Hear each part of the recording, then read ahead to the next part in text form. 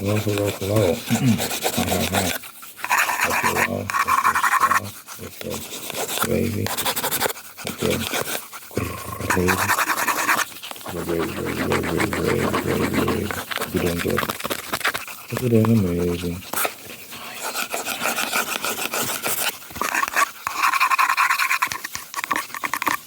Are you nice? I hope so. I hope so. Hey yo. So yesterday I said I'd try leaving my PS5 on rest mode while the game is running, so it's not paused. It's just I just left the character standing somewhere. The action had died down. There's nothing happening, so I just put on rest mode to see if it would just throw me back there once I turned it back on. And it did. I turned it on, and immediately there's like a brief moment where it just shows like the cover of the game for like a second or two, but then that's like a second or two, and then like boom, you're in the action. It's crazy, guys. It's crazy. So I don't even have to pause. I can just turn it on and just start playing again. Madness. Madness.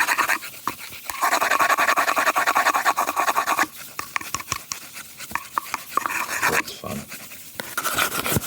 I wanted to talk about an interesting topic today. But yeah, I'm all about interesting topics on this channel. So basically, I've been watching this comedian and podcaster Theo Vaughn, and he had this lady, what's her name? Just go on Theo Vaughn's podcast on his YouTube channel for his podcast, and you'll see. Go on the Clips channel. I don't know if it's a separate channel for Clips. I think it's a separate channel for Clips. Let me actually just find the video to show you. But basically, this lady was talking about pornography, and let me just try to find the actual video. Yeah, Theo Vaughn Clips. Go on Theo Vaughn Clips. You'll see it. It's one of the most recent videos talking about pornography and all these sort of things. If you want, you can watch the whole episode. I didn't watch the whole thing. I just watched the clips of this lady talking, like 20 minutes worth. And she was basically describing the very, very dark side of the porn industry and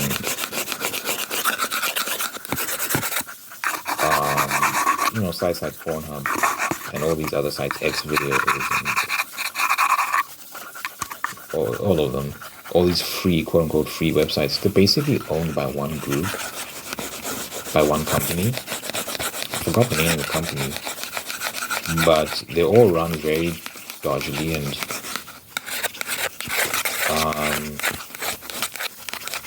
the issue with a lot of these sites is that it's very easy to sign up. So you can just sign up with your email, and they have like very lax verification processes. They don't have a verification process. At least not until this lady started exposing them. And so now the issue with that was now a lot of minors were uploading content on these sites. And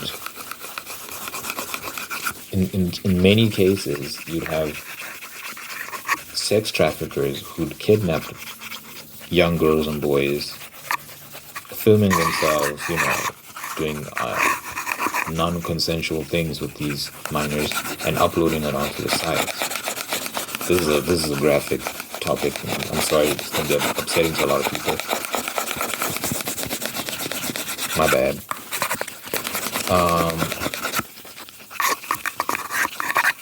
I won't go too much into detail about these things, but it was bad, guys.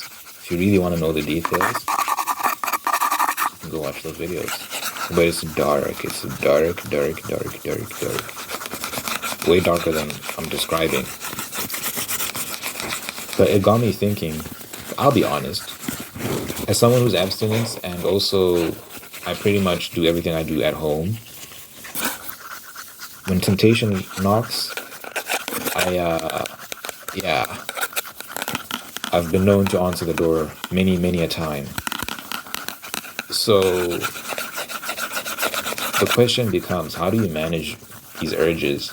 And especially when I know what I know about these websites, I don't want to support these people. These are evil, evil people, the people that run these websites. And I don't want to pay for, you could go the route of paying for these things to see this content. I would never want to do that either, because these paid websites, it's more likely that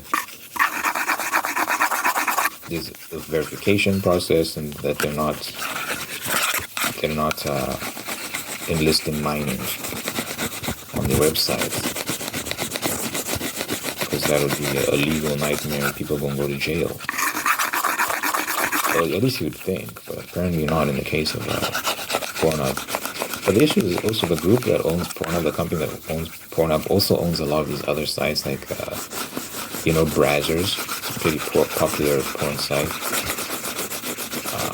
But yeah, I need to be careful not to use the P word too much, because YouTube, how YouTube is. You say these things and then they start censoring your video or demonetizing your video. So I want to avoid that. But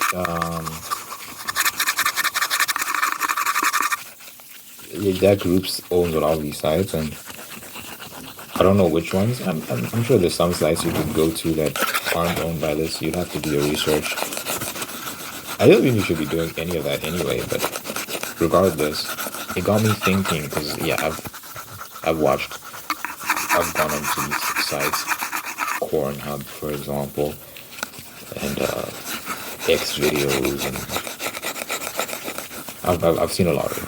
I've seen a lot of these websites, but knowing what I know now, I was just like, I can't ever go back there. I just can't support this, knowing what I know. So then the question becomes, well, then what do you do?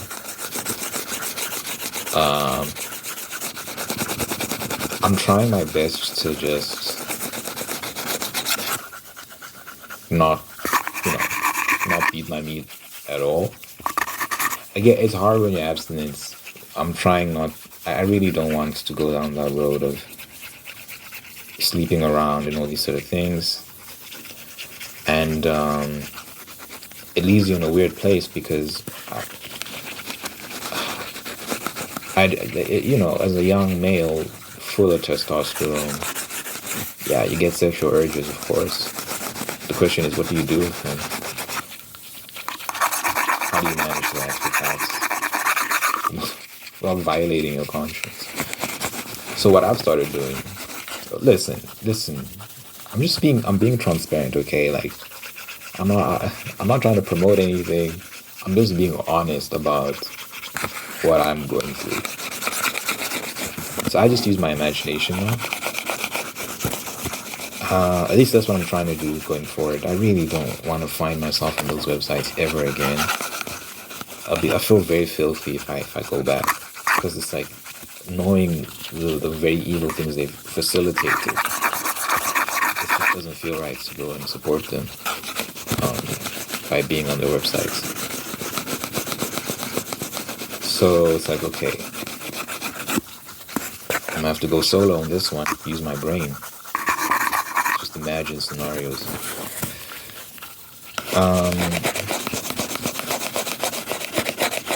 And yeah, it's hard, man. Oh, there's gonna be a lot of unintended puns.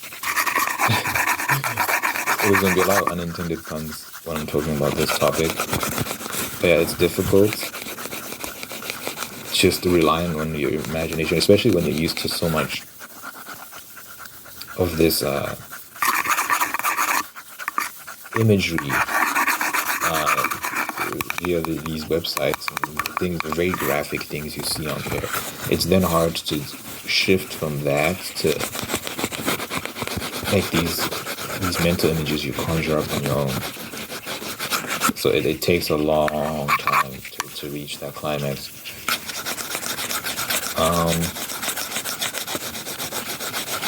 I'm also trying to space it out more. I think it'll help. I think this method will help me just not do it as much, just because it's so much work, guys. You have to work for that. I'm sorry, you have to work for that nut, and that kind of makes it like, it's kind of like a deterrent, because you're like, okay, I don't want to do this too much because it's so difficult.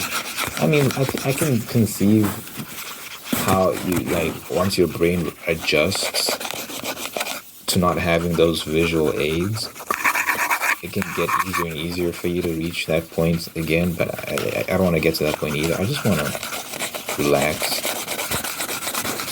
and space it out. Preferably not do it at all. But I think this is a pathway to reaching that point. Because I think it's very important to be practical and pragmatic about these things. You know, sometimes, especially as a Christian, Christians will say, just stop doing it. It's like, when does that ever work with any... Let's be honest, it's an addiction. It's an addiction. You've trained yourself in these habits and it's hard to stop. If you can't stop at will, you're addicted. It's that simple. If you can't stop at will. Did I hear this knock on my door?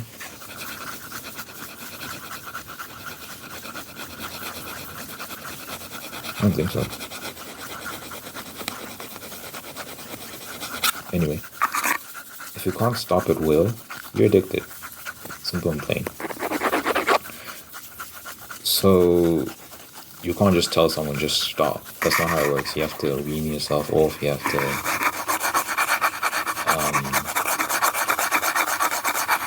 it's a process. It's a process. So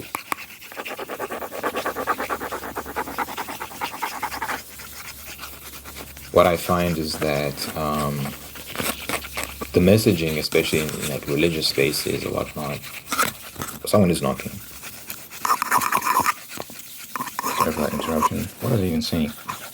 Anyway, I remember seeing this video.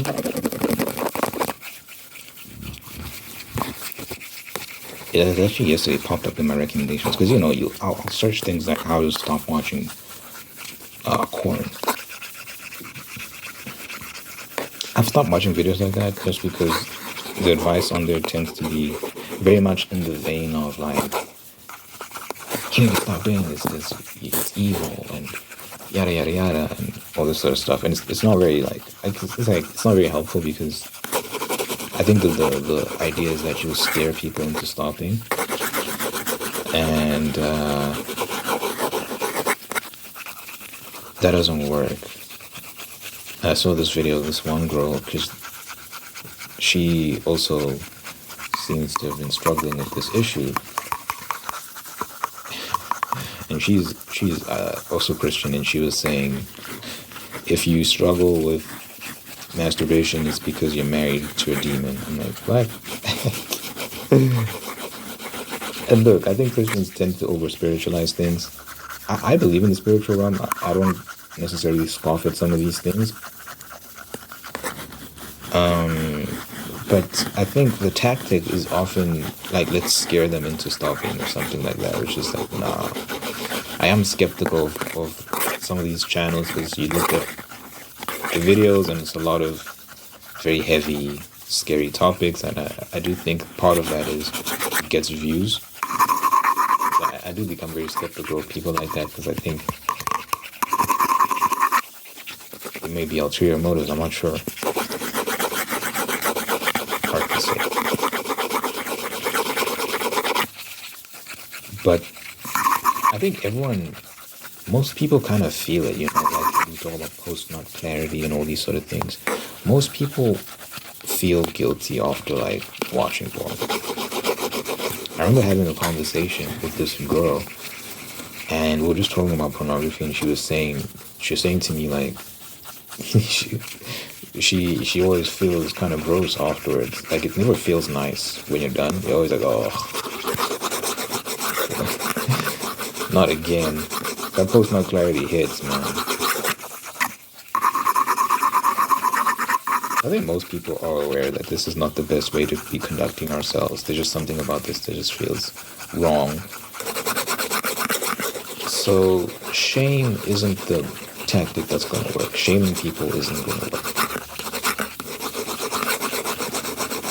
So I just like to use a more practical approach of like, okay, let's slowly progress to the point where we're done with this and we've put the nail in the coffin and you don't have to worry about it anymore, without necessarily feeling like a piece of shit throughout the journey.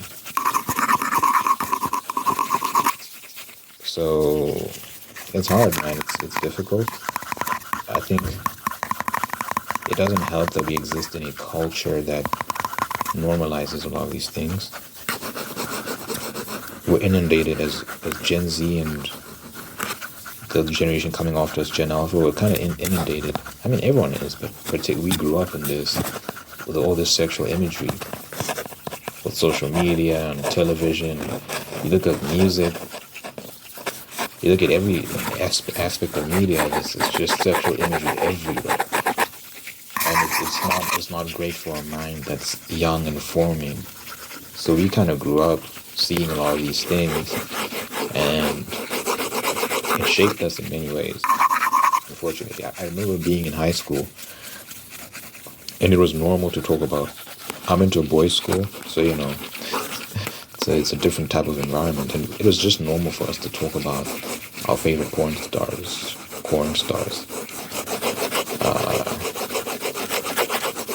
We'll just talk and mention this person, that person. I've shared this before, but I wrote a poem to a porn star once upon a time, and I tagged her. I posted it on Instagram, and I tagged her, and she saw it, and she liked it, and this was where my mind was at back then. I was a teenager, though, so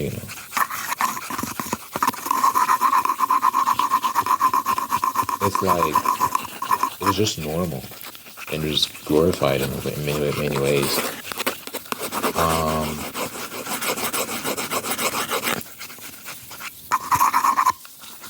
But I don't think these are healthy habits.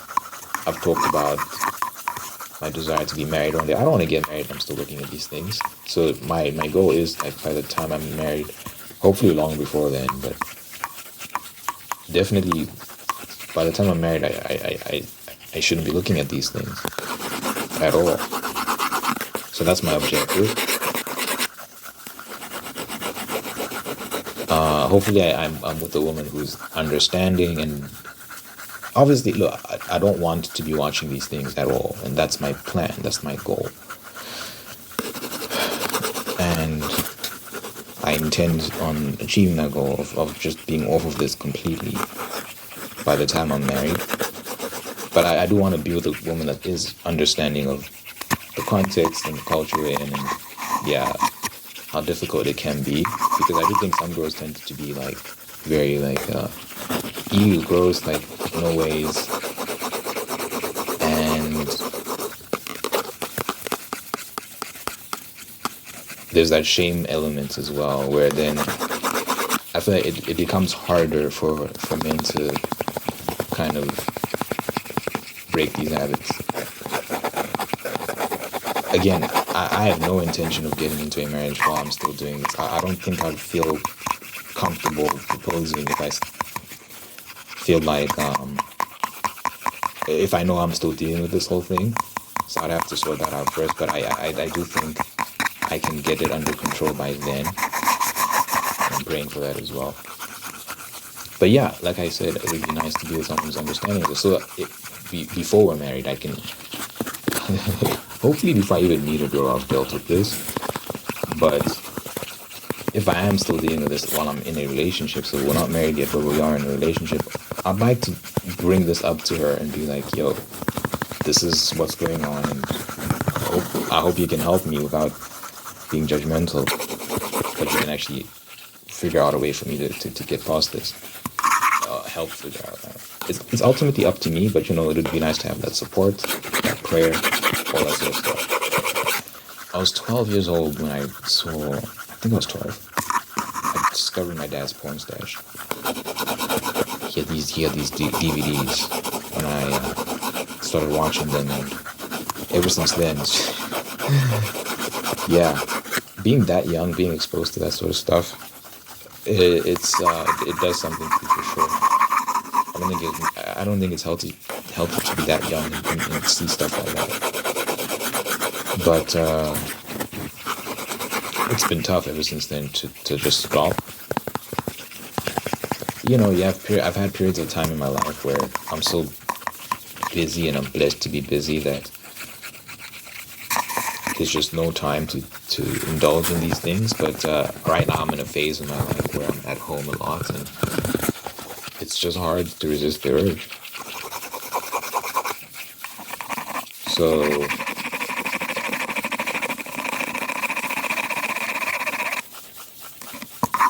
being busy definitely helps a lot.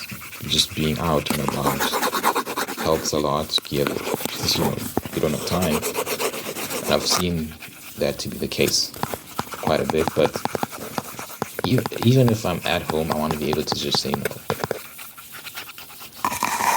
So I think not going onto these websites is going to help me a lot, just to move away from this. And watching that woman's videos, which was describing the very evil side of the porn industry, eat you please, man, eat you, don't demonetize my video. But watching her videos definitely helped. It's just, I'm hoping it's not like a temporary thing, because you're grossed out for a little bit, and then you start making excuses in your mind to justify going back onto the site. People do this all the time. You start playing these games, doing these mental gymnastics, trying to justify, well, I'm not the only one, and all this, so many other things in society we support that have dark aspects to them, yada yada yada. It's like, nah, bro, this is not something I want to be anywhere near anymore. I've already kind of stained my soul. The amount of times I've been on this website, I would not like to do any of that anymore. Talk about Pornhub in particular. I'll be honest, I tend to watch look, we're in the swamp already. You might as well just be, might as well just keep going. I tend to watch solo, but I'm not trying to promote these things. I tend to watch solo female videos. If I am to watch anything, because that's just my preference. Sometimes I watch this and that. Well, not anymore, because we're trying to get off it, remember? But yeah, when I was watching, I tended to watch the solo female stuff just because that's what does it for me. But yeah, we were trying to get off that now. Trying to get off that. So,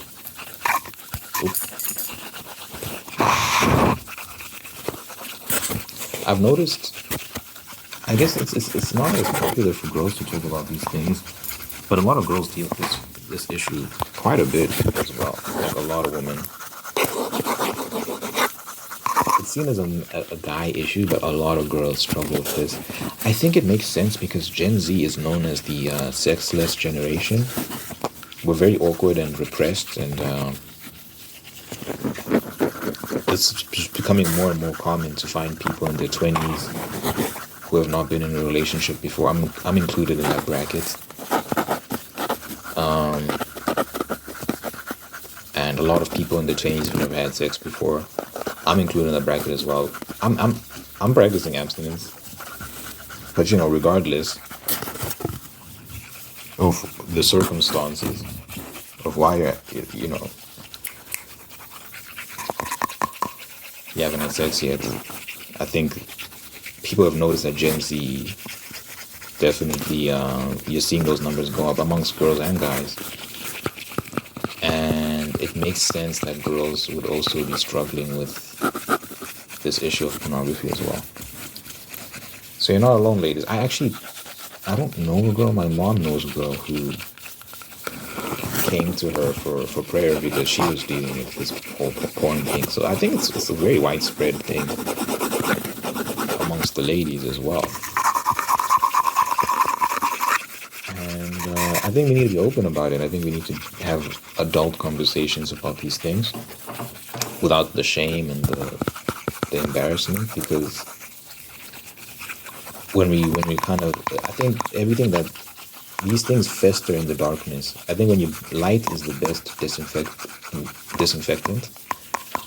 But when you kind of struggle in the dark and you have all the shame and you don't want to talk about it, that's when things get worse. So we have to be able to be open about the things we're going through. I had a chopstick.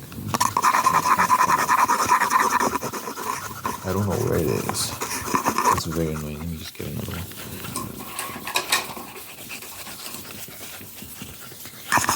Light is the best disinfectant,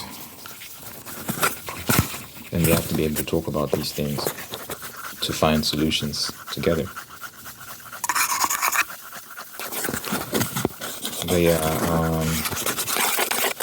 I remember watching shows like According to Jim and what's this called? My Wife and Kids, and these are shows about family, men with families and sitcom, comedy, all that sort of stuff. It's my favorite type of show to watch. They don't make those anymore. I mean, they do, but they're very modernized and stupid. Like the guy's always some bumbling idiot, and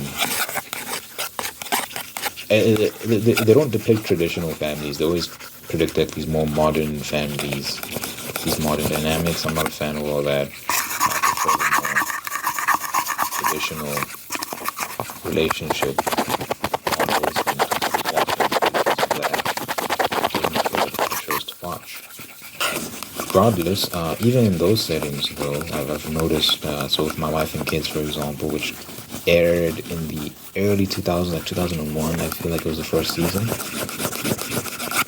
It espoused a lot of great family values. One thing that there was one episode in particular, however, it wasn't even just one episode, it was a running theme that I felt like was bad messaging, which was this idea of masturbation. And that the teenage son, Junior, he's in his puberty phase, and he starts going missing a lot, and he'll be in the idea that whenever Junior's missing, he's not on camera, they'll be like, where's Junior? And then the running joke was that he's in his room masturbating to magazines, and it was just seen as normal. The message in the show would be like, he's just a teenage boy, he's gonna do those things. And he insinuated that the father, Michael, he also from time to time looks at magazines and beats his meat to magazines, even though he's a married man.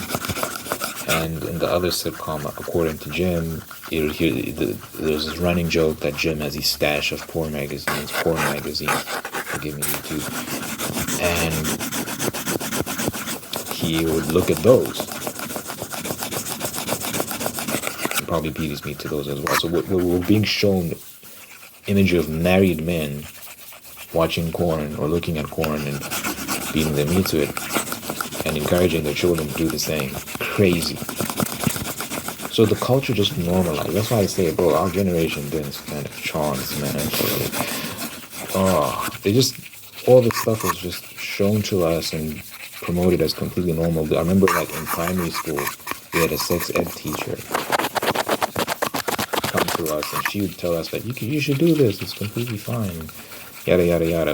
I feel like people should tell us, like, this is why public school is a mess, and why I'll never feel comfortable sending my kids to public school or private. Like I want to have a direct influence on my child, because my values might not necessarily align with all these strangers that have access to my children. So I'd tell my child, like, yeah, you're probably going to experience urges, but we're not just our animal instincts. We have higher instincts, we have higher moral instincts as well. And the issue with engaging in these behaviors is that it necessarily involves you in objectifying people in your mind and defiling yourself and cultivating bad habits that can then affect your marriage down the line. So there are healthier ways to deal with these issues, and I don't think it's a given that you always be consumed by your urges.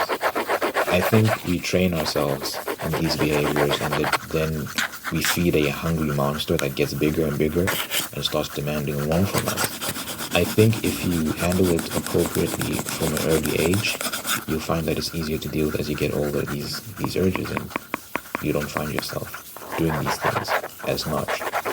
There are people who they don't struggle with this as much because their upbringing was different from ours. They were raised in households where they weren't exposed to a lot of these things, and they were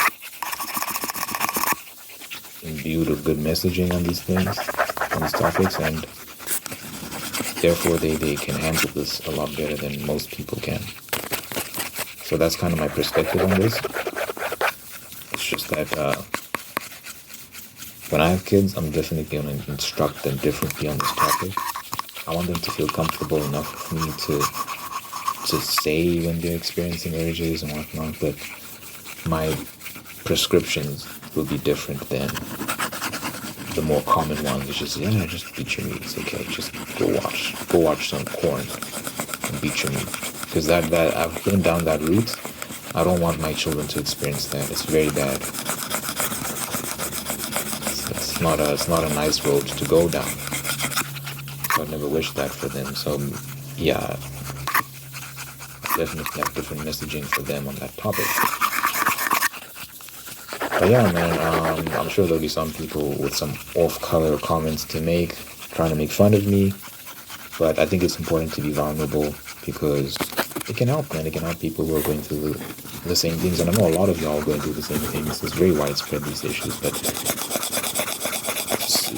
people don't like to talk about it. I know a lot of girls are going through it as well. I know girls who've gone through this. So